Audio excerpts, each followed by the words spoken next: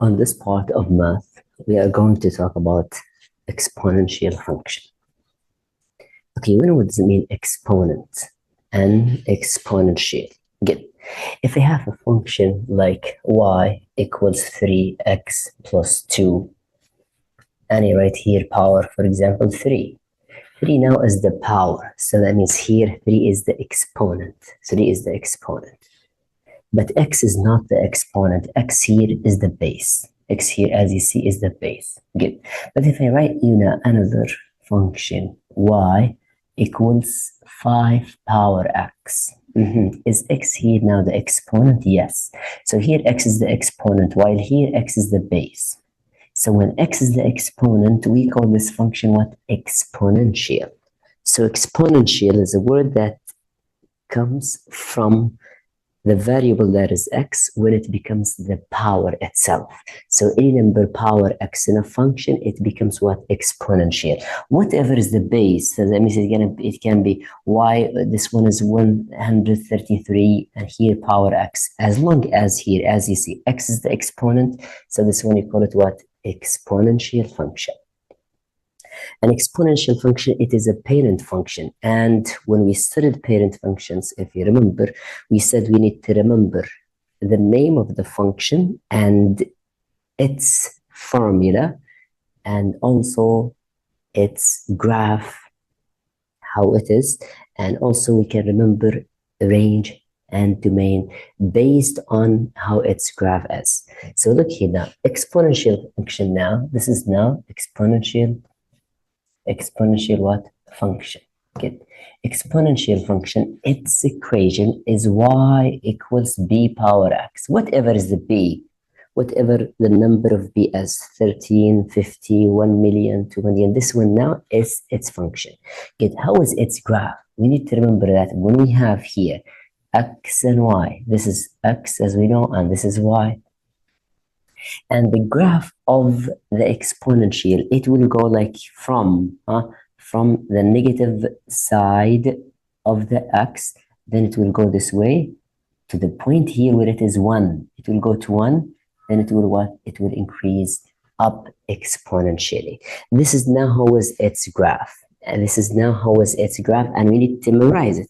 And it goes here from the point 1, and it goes above the x-axis, but it never touches what? It never touches what? The x-axis. It doesn't touch the x-axis. Why?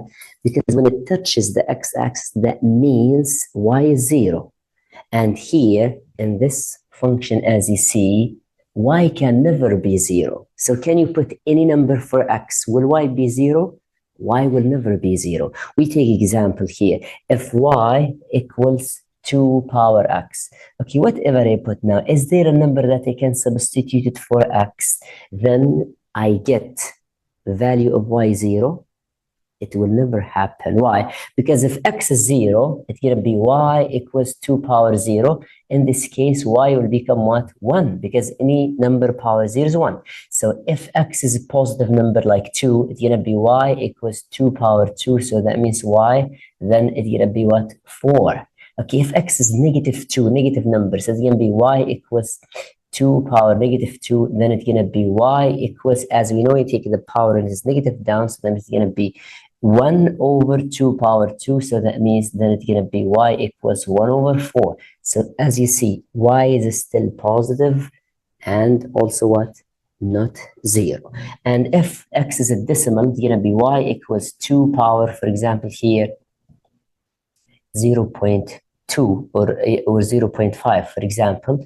In this case, what will you get? Y equals a square root of 2, so that means it's going to be around 1 point something, so that means 1.3 or 1.4. In this case, y will remain, as you see, positive, and y can never be 0, whatever is the value of x. In this case, on the graph, y will never cross the x-axis, because when the graph crosses the x-axis, that means the y value is 0, and y value can never be 0 for exponential function when it is just as a parent function without transformation. So we understand now these ideas, and I think they are clear now. we understand now what is exponential function and why we call it exponential function, plus we understand its graph. And now if we are asking about what is domain and range, what its domain and range. Domain are the values of x and range are the values of y. So as you see here in the graph, the domain, which is values of x, they are all the x-axis, yeah? Yes, so that means all the x-axis is there, so that means domain is all real numbers. Good, what about range? Range in this case, it is the values of what? Of y. And here, as you see, it is y values that are positive only greater than 0. So that means it's going to be range y greater than 0. It's not greater than equal. It's just greater than 0. Because the y is not 0 in this case. Y cannot be 0. And I hope that is clear.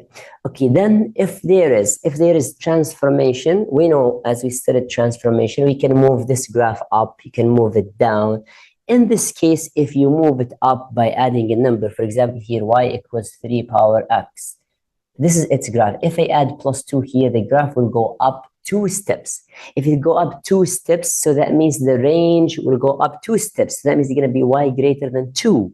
Good. So that means it's the range always y greater than number that is here. So if I have y equals 3 power x minus 5, so in this case it moved 2 steps down, so that means the range will move 2 steps down, so that means it's going to be y greater than -5.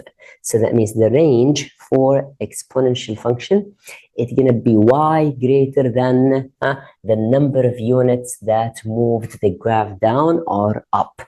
So when it is here, y equals 3 power x, and there is no number here, it means +0. It means +0. When there is no number here, it means +0. So you write the range y greater than 0. And when there is a number, we're going to write range greater than that number. Okay, what about the domain? Domain, we said it's going to be all real numbers. In all the cases of exponential functions, domain will be what? All real numbers. That means x is greater than -infinity and less than what? Than +infinity. Now we understand range, domain of exponential function, its original graph as a parent function, and its formula. And we understand why we call it exponential, because x is the exponent, plus in reality, it goes higher easily. So if I take now, look here now, if I take a table here, y, and here is x, and here is x, okay? Now this is the function, y equals 2 power x. Look now, when x is 1, when x is 0, what will be y? X is 0, that means y will be 1. Okay, when x is 1, y will be 2. Okay, when x is 2, y will be 4. Okay, when x is 3, y is 8. When x is 4, y is 16. So as you see now how the values of y, they change compared to x, you see? When x just goes one step, y increases exponentially. That means the increase in y will be a lot. That means very big change compared to the small change of x. And this type of a change, we call it what? Exponential change. So that means when I say the profits of a company, the profit of a company like increases exponentially, that means with less amount of time there is a lot of increase in what? In profits. And by the way, it can be for the exponential function, it can be a growth, it can be what? Decay. Now if we go from the left to the right, if we go from the left to the right in the graph here, if we go from the left to the right, as you see, the function increases, so we call it what? Growth. We call it what? Growth function. But if the graph now becomes this way, it can be this way here in this case, when the b is between 0 and 1. Here now, whatever is b is, as long as now b is greater than 0 and also what? Less than 1.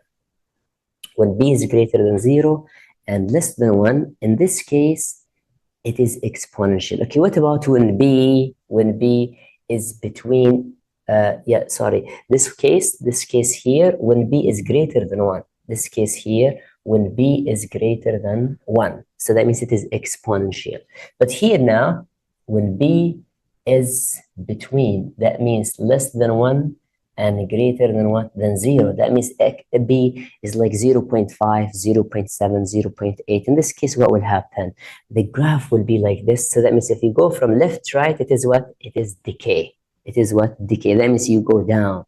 You go down. So that means this function now, as you see, its graph just will be like if it is reflected on y-axis. It is the same like the graph is reflected on what? On y-axis. And we understand how to make it reflected on y-axis when we change just the sign of x. The sign of x is going to be reflected in y-axis. So in this case, the domain and range will not be changed when it is reflected, or whenever the b changes, x and y as domain and range will never be it changes. So you understand now these ideas of exponential function.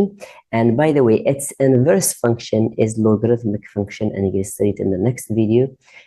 We'll solve also questions that are related to this part on the next quiz. But remember, what do you need to remember as also as x intercept. We have x-intercept and y-intercept.